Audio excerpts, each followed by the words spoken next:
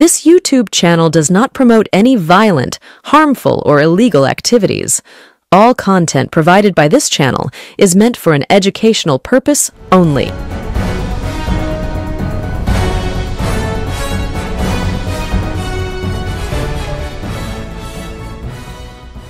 এই মুহূর্তে পশ্চিমবঙ্গে আদি বিজেপি এবং নব্য বিজেপির লড়াই বিজেপির অন্দরমহলে বেশ দোলাচল সৃষ্টি করেছে। সেই লড়াই বেশ দর্শনীয় হয়ে উঠেছে, চিত্তাকর্ষক হয়ে উঠেছে। আদি বিজেপিরা নব্য বিজেপিদের বিরুদ্ধে ক্ষোভ উগরে দিচ্ছে, আবার শুভেন্দু অধিকারীর নেতৃত্বে নব্য বিজেপিরা দিলীপ ঘোষের মতো পুরনো বিজেপিদের রীতিমতো বিজেপির অভ্যন্তরেই কোণঠাসা করবার জন্য উদ্যত হয়েছে।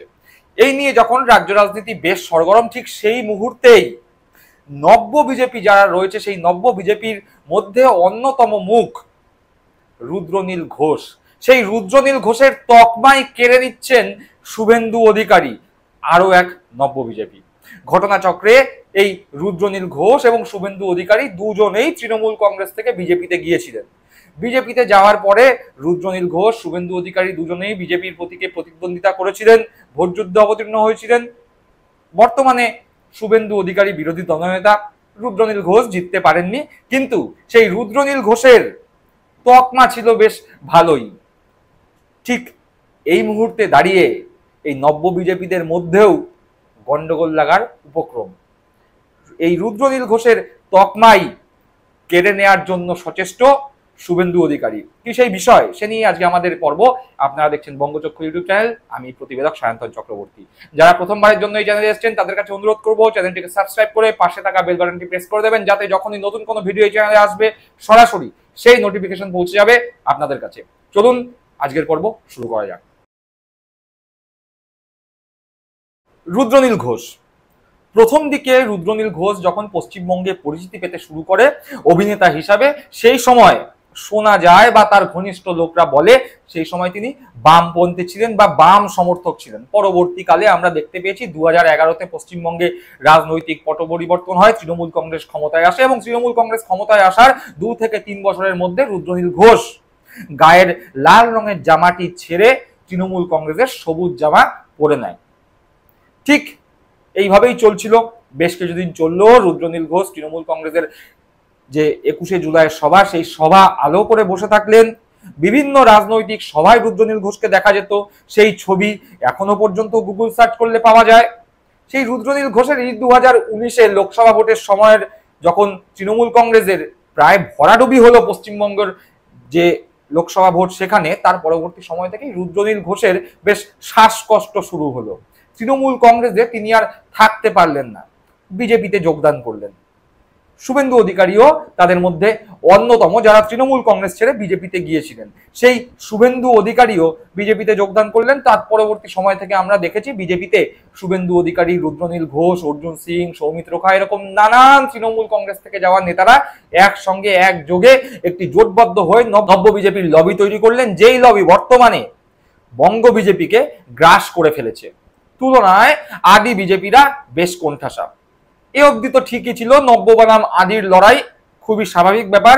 একদল গিয়ে বিজেপিতে যোগদান করেছে যারা রাজনৈতিকভাবে বেশ পরীক্ষিত এবং অভিজ্ঞতা সম্পন্ন। তুলনায় বিজেপিতে যারা আদি বিজেপি আছে সে অর্থে ক্ষমতার স্বাদ বা প্রশাসনিক অভিজ্ঞতা তাদের নেই। ফলতই নব্য বিজেপি যতই বিজেপির তে নতুন হোক, তারা যেহেতু প্রশাসনিকভাবে বেশ অভিজ্ঞ, সুতরাং তারাই যে বিজেপি কন্ট্রোল করবে এরকম একটি ধারণা বিজেপির অভ্যন্তরে তৈরি হয়ে গিয়েছিল। এতদূর পর্যন্ত সব ঠিকঠাকই চলছিল, কিন্তু রুদ্রনীল ঘোষের একটি তকমা, সেই তকমাই কেড়ে নিতে উদ্যত হয়েছে শুভেন্দু অধিকারী।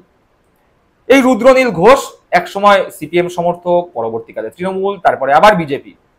অর্থাৎ সময়ের সঙ্গে সঙ্গে নিজের সুবিধা মতো দল পরিবর্তন করাকে রুদ্রনীল ঘোষ নিজের অভ্যাসে পরিণত করে ফেলেছিলেন এবং এর ফলে রুদ্রনীল ঘোষের রাজনৈতিক সমালোচকরা রুদ্রনীল ঘোষকে গিরগিটি এই নামেই ডাকতে বেশি পছন্দ করছিলেন। রুদ্রলাল, রুদ্রনীল, রুদ্র সবুজ, রুদ্র গেরুয়া, এরকম নানান ভাষায় রুদ্রনীলের রং পরিবর্তন করা নিয়ে রুদ্রনীলকে বিরোধীরা কটাক্ষ করেছিলেন। তবে সব থেকে জনপ্রিয় যেই নামটি হয়েছিল গিরগিটি। রুদ্রনীলকে রাজনৈতিক ময়দানে তার এরকম দল পরিবর্তন করবার ট্র্যাক রেকর্ডের জন্য বা তার এই অভ্যাসের জন্য তাকে গিরগিটি বলা হচ্ছিল।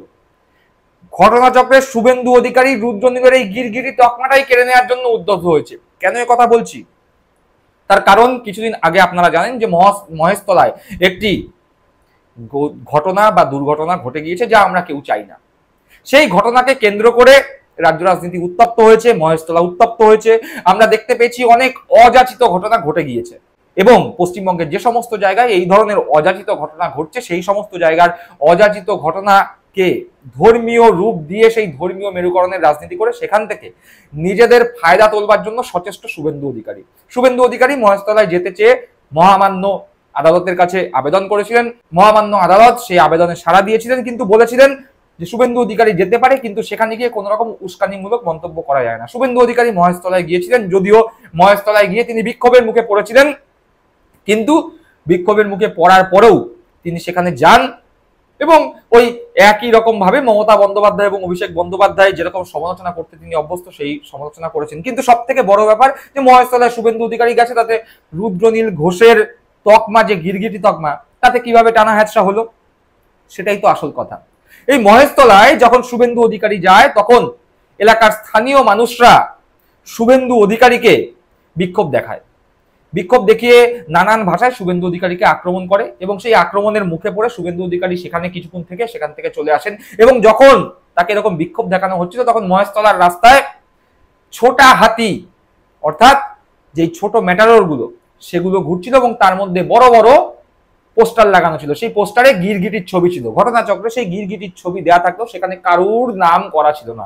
শুভেন্দু অধিকারীর নাম করা ছিল না, রুদ্রনীল ঘোষের নাম করা ছিল না, সুকান্তা মজুমদারের নাম করা ছিল না, মমতা ব্যানার্জির নাম করা ছিল না, অভিষেক ব্যানার্জির নাম করা ছিল না, বা অন্য কোনো রাজনৈতিক নেতাদের নাম করা ছিল না। কিন্তু ঘটনাচক্রে গায়ে লেগেছে শুভেন্দু অধিকারীর। তিনি বলেছেন গিরগিটির ছবি লাগানো ছোটা হাতি সেখানে ঘুরছিল। মানে হঠাৎ করে ঠাকুর ঘরে কে, আমি তো কলা খাইনি, গিরগিটির ছবি নিয়ে একটি টেম্পো রাস্তায় ঘুরছে, একটি ছোটা হাতি রাস্তায় ঘুরছে, তাতে শুভেন্দু অধিকারীর গায়ে লাগছে কেন? শুভেন্দু অধিকারী কি নিজেকে গিরগিটি তকমা দিতে চাইছেন, নাকি শুভেন্দু অধিকারী বুঝতে পেরেছেন যে যেই তকমা রুদ্রনীল ঘোষের ছিল, সেটি আসলে এই মুহূর্তে শুভেন্দু অধিকারীর ক্ষেত্রেই খুব বেশি করে মানানসই? চলুন একবার কি ঘটনা ঘটলো, শুভেন্দু অধিকারী কি বললেন, শুভেন্দু অধিকারীর প্রত্যুত্তরে তৃণমূল কংগ্রেস থেকেই বা কি বলা হলো, সেই নিয়ে যে খবর উঠে এসেছে সেই খবরের দিকে নজর রাখি।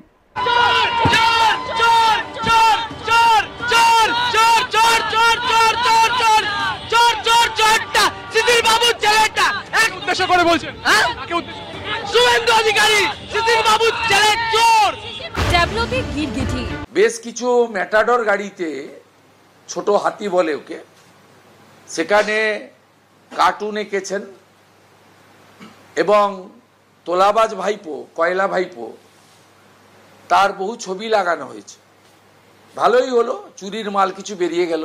এই জন্যই মহেশতলার মানুষ আজকে গিরগিটি স্লোগান বলেছে। কার নাম করে বলতে হয়নি, মানুষ বুঝে গেছে গিরগিটিকে, তাই মানুষ গিরগিটিকে দেখে গিরগিটি বলেছে। গিরগিটি লেখা রয়েছে, গিরগিটির পাশে নাম লেখা নেই। এবার গিরগিটি দেখে যদি কারুর মনে হয় যে আমি সেই গিরগিটি, তাহলে সেটা পোস্টারের সার্থকতা না তার ব্যর্থতা, সেটা দর্শক বিচার করবেন। দেখলাম, শুনলাম শুভেন্দু অধিকারীর বক্তব্য, এবং শুভেন্দু অধিকারীর বক্তব্যের পাল্টা তৃণমূল কংগ্রেসের মুখপাত্র অরূপ চক্রবর্তী কি বললেন। সুতরাং এক সময় রাজনৈতিক মহলে রাজনৈতিক বিরোধীরা রুদ্রনীল ঘোষকে যে নামে ডাকতো বা যে তকমা দিত, অর্থাৎ গিরগিটি, সেই তকমাই এখন শুভেন্দু অধিকারী কেড়ে নিয়ে নিজের গায়ে লাগাচ্ছেন। রীতিমতো রুদ্রনীল ঘোষের তকমা নিয়ে টানাটানি করছেন শুভেন্দু অধিকারী। দর্শক বন্ধুরা, আপনারা কি মনে করছেন, আসলে শুভেন্দু অধিকারী কি নিজে বুঝতে পেরেছেন যে আসল গিরগিটি তিনি? এ বিষয়ে আপনাদের মূল্যবান মতামত কমেন্ট বক্সে কমেন্ট করে জানাবেন। সকলে ভালো থাকবেন, সুস্থ থাকবেন। জয় হিন্দ, বন্দে মাতরম।